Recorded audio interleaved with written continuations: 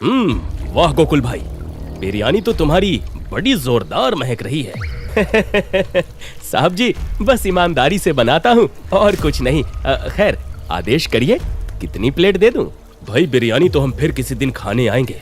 फिलहाल तो तुम ये बताओ कि ये सामने वाला पुल जो चोरी हुआ, तुम उसके बारे में क्या जानते हो? चोरी हुए पुल की बात सुनते ही गोकुल सकपका गया। उसके चेहरे पर पसीना उभर आया।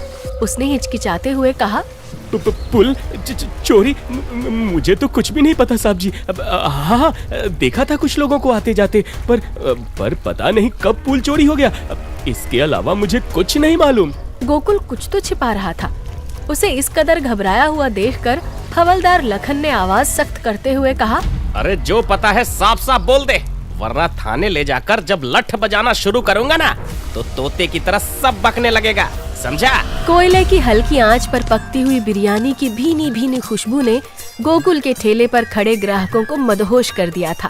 अरे गोकुल भाई, अब दे भी दो बिरयानी, वरना मुझे भूख से चक्कर आ जाएगा। हाँ, मुझे तो बिल्कुल भूख ही नहीं थी, पर गोकुल की स्पेशल हांडी बिरयानी की महक नाक में जाने के बाद मेरे पेट में 10 प्लेट की जगह बन गई।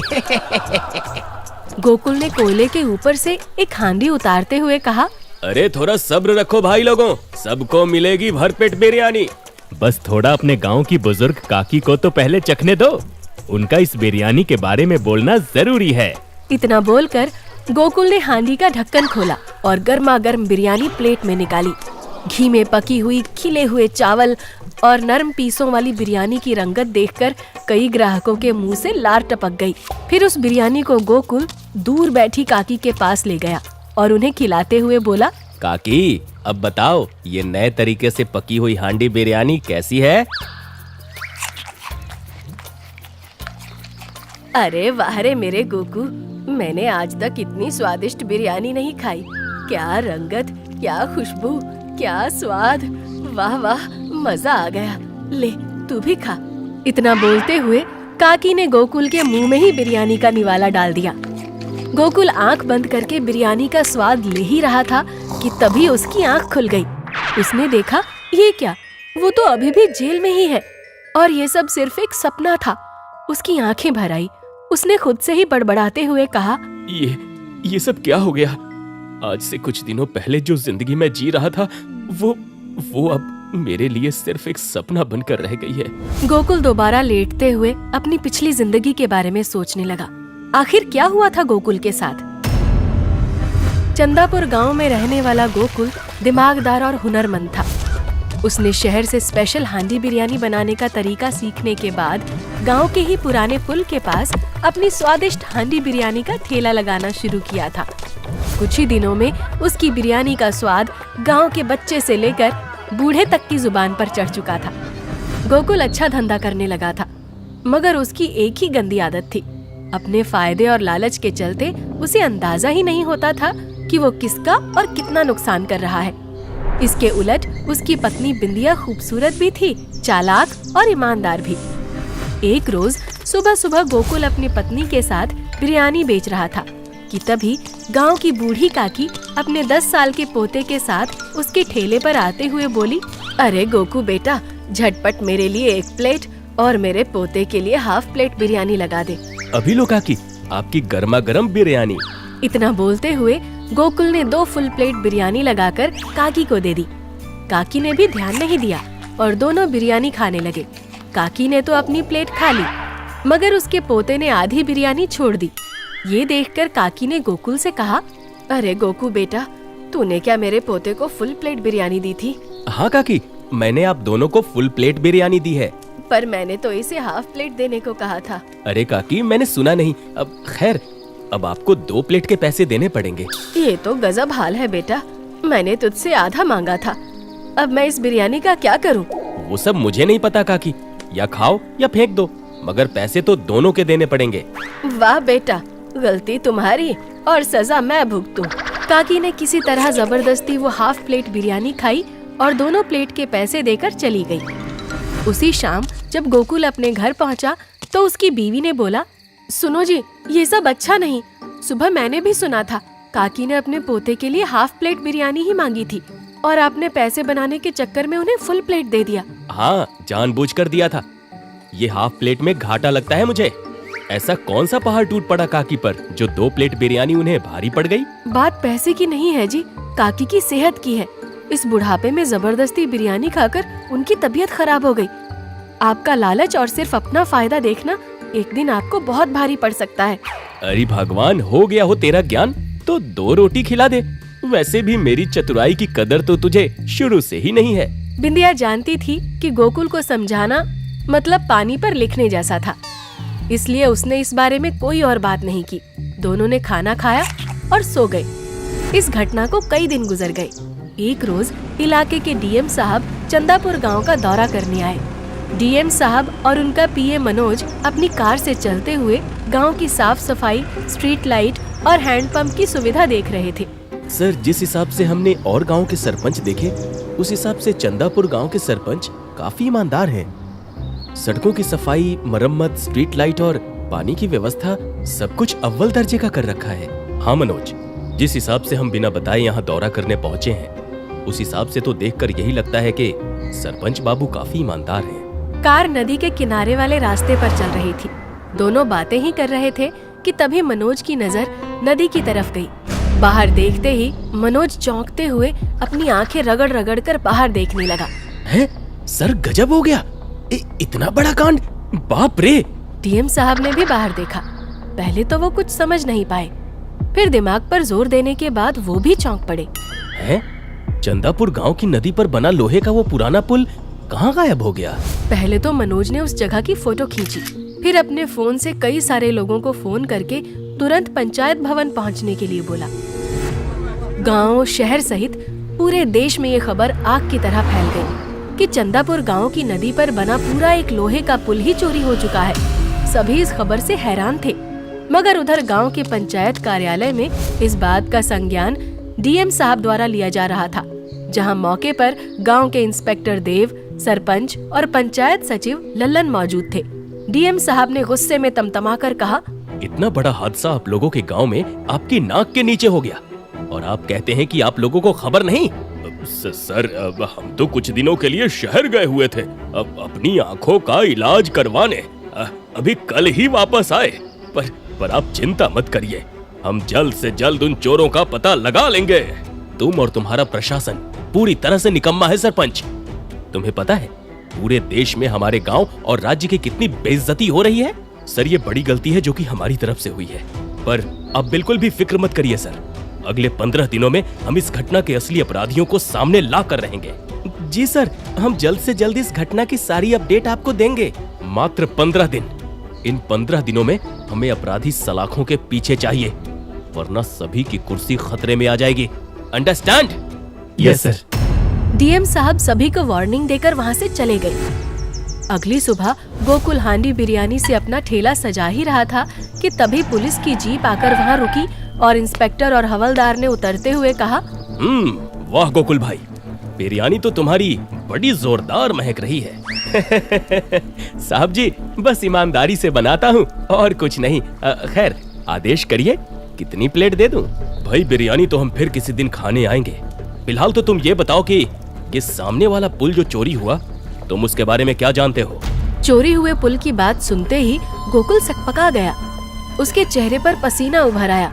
उसने हिचकिचाते हुए कहा, पुल चोरी? मुझे तो कुछ भी नहीं पता साहब जी। हाँ, देखा था कुछ लोगों को आते जाते, पर पता नहीं कब पुल चोरी हो गया। इसके अलावा मुझे कुछ नहीं मालूम।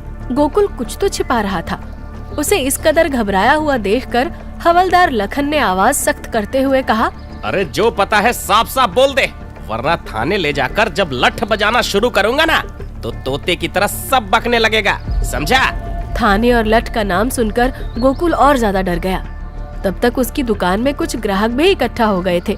उन्होंने भी बारी बारी कहा, अरे क्यों झूठ बोलता है गोकुल भाई, मैंने खुद देखा है, कई सारे पुल काटने वाले मजदूर तेरी ही बिरयानी खाने आते थे। हाँ इंस्पेक्टर साहब, मैंने भी देखा है।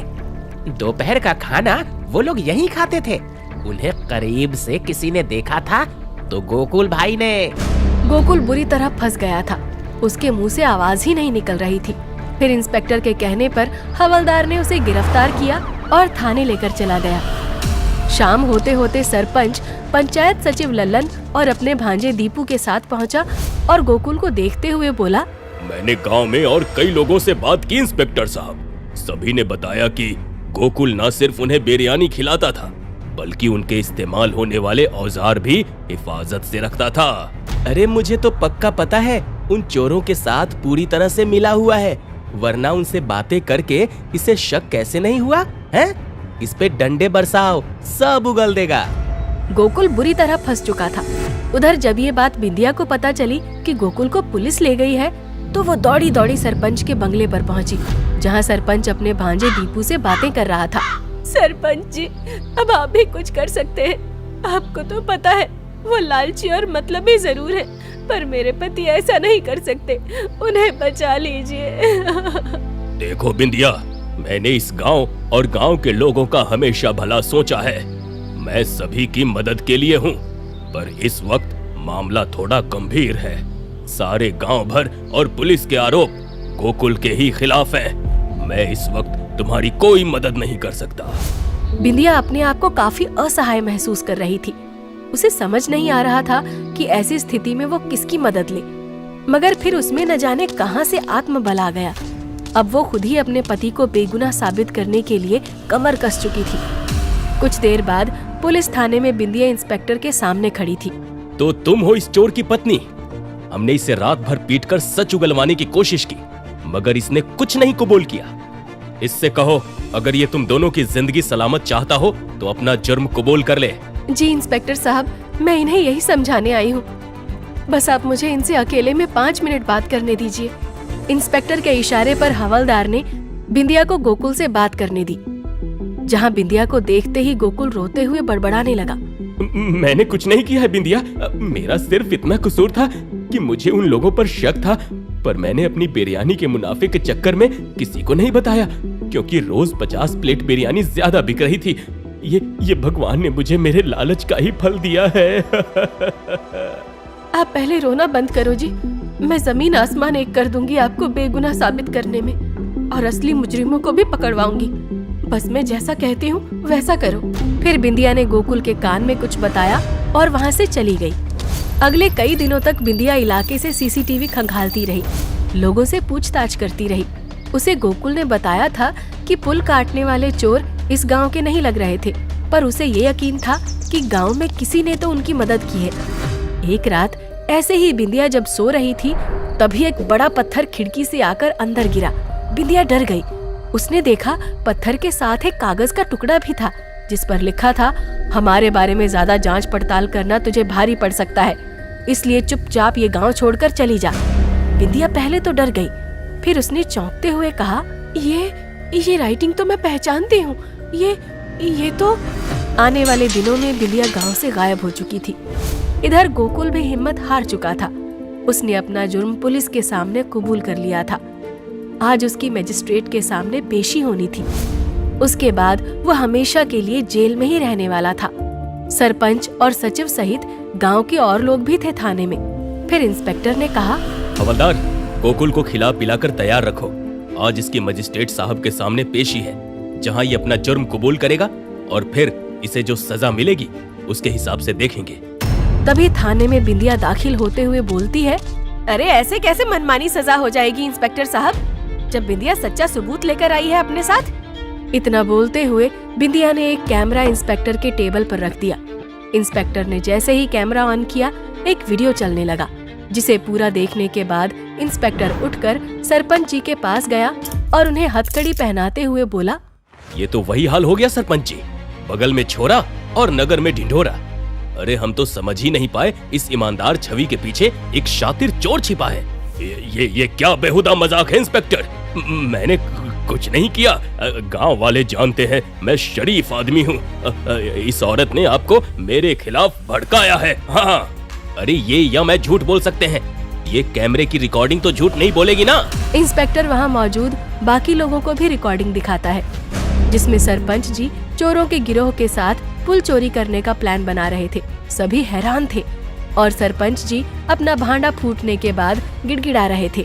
मगर इंस्पेक्टर ने उनकी एक ना सुनी, उन्हें हवालात में डाल दिया और गोकुल को बाइज्जत बरी कर दिया। फिर सबके जाने के बाद इंस्पेक्टर ने बिंदिया से कहा, अरे वाह बिंदिया, तुमने तो कमाल कर दिया। पर तुम्हें ये कैमरा मिला कहाँ से? मैं अपने हिसाब से इस केस की छानबीन कर रही थी सर। फिर एक दिन मेरे घर में किसी ने एक पत्थर फेंका जिसमें लिपटे हुए कागज में मेरे लिए गांव छोड़ने की धमकी थी। मैंने जैसे ही वो पढ़ा, मैं राइटिंग पहचान गई, क्योंकि पहले मैं गांव के आंगनबाड़ी में पढ़ाती थी। ये किसी और की नहीं बल्कि सरपंच के भांजे दीपू की लिखावट थी। उसकी राइटिंग देखकर मैं समझ गई कि इसमें सरपंच जी का भी हाथ हो सकता है। फिर मैं अपना घर छोड़कर दूसरी जगह रहते हुए दीपू को ब्लैकमेल करने लगी कि मैं उसे जेल भिजवा दूंगी। कुछ दिनों तक डराने के बाद उसने कबूल किया कि उसने सरपंच जी के कहने पर ऐसा किया। फिर क्या था, थोड़ा और चढ़ाने के बाद उसने सरपंच जी की छिपकर रिकॉर्डिंग की हुई वीडियो भी मुझे भेज दी, जो मैं आपके पास लेकर आई हूँ। मगर दीपू है कहाँ? फिलहाल तो वो भाग गया है इंस्पेक्टर साहब, मगर बहुत जल्दी वो भी आपकी गिरफ्त में होगा। पुलिस थाने से गोकुल को लेकर जाते हुए बिंदिया ने कहा, देखा पतिदेव जी, आपकी बिंदिया का कमाल। इसीलिए मैं कहती थी, लालच बुरी बला। तुमने सही कहा था बिंदिया, लालच बुरी बला है। अब तो मैं बिना आधार कार्ड के किसी को बिरयानी नहीं बेचूंगा। हाँ। उसकी इस बात पर सभी हंस पड़ते हैं और फिर बिंदिया गोकुल के साथ वहाँ से चली जाती है।